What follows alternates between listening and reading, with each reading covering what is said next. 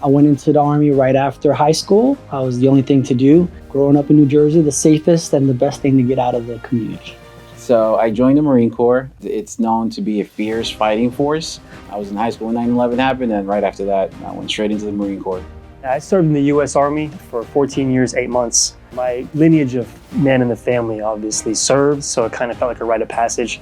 But I actually watched the second tower crash into the plane on 9/11 from my living room. I literally signed the next day. Well, I served in the United States Air Force. I grew up in what we would call the middle of the hood at that time. As I had graduated from high school, and I saw myself going down a path where I would either go to prison or I would be dead. I went into the military. I learned a career. I raised a family. I even found my faith in the military. United States Army, because it's what I wanted to do. I knew I couldn't be stuck on a Navy ship.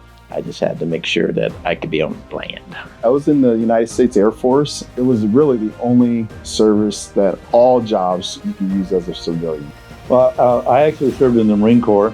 I figured that, I didn't want to join the Army, and I could walk farther than I can swim, so the Navy was out. My dad was in the Marine Corps, so I joined the Marine and went to Parris Island in 1965. I am an Air Force veteran, and they said it would be a better service for women. So I agree with them. I was very happy with my decision. I'm a mortgage banker. My grandfather served in World War II, and my father-in-law served in World War II, so I have a heart for veterans. I do a show on my podcast called Heroes Always Welcome, and so I love to give back to the veteran community. It's been a path for me to get to where I'm at, serving, doing what I've done overseas, coming back, and then seeing how it can change people's lives, whether it's through home ownership, being a part of it to get that education out there so that way the veterans aren't looked down upon, if you will, from using that VA loan and being more accepted on the buyer side. We gel, we know what's going on, we can talk the same language, so that's how my military experience helps in the real estate, especially with veterans.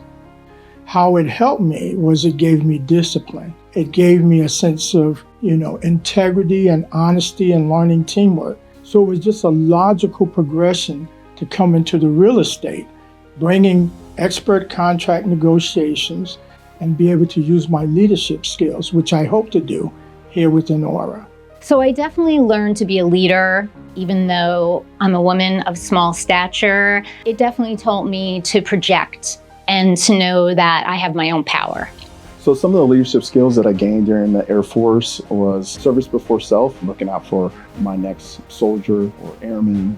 All branches are disciplined. That goes a long way in what we do. And at the end of the day, your income is going to be somewhat dependent on how hard you work. 100% of the military members are going to work hard. So we are trained, we understand pressure, we understand leadership, we understand what it's like to make sure that no matter what job we have, that it goes and is completed. Part of the job. All the veterans out there that are considering a career in real estate, it's opened up a lot of doors, helping people achieve home ownership, especially the fellow brothers, sisters in arms. Anybody that served, you want to do everything you can for them.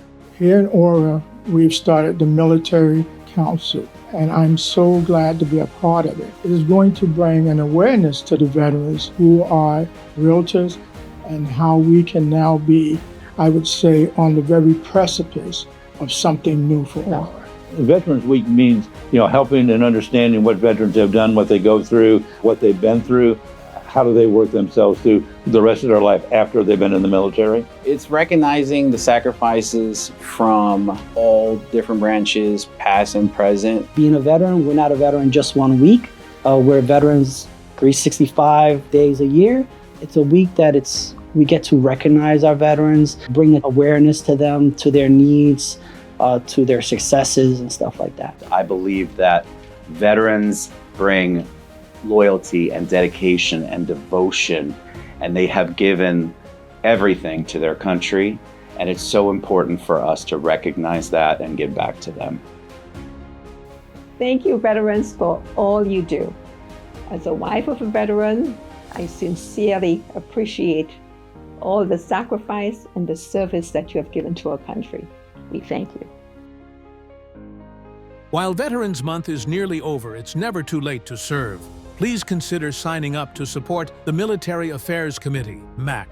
whose mission is to recognize, celebrate, and provide support while actively raising awareness about crucial milestones, holidays, and veteran-related matters through education, community outreach, and strategic partnerships.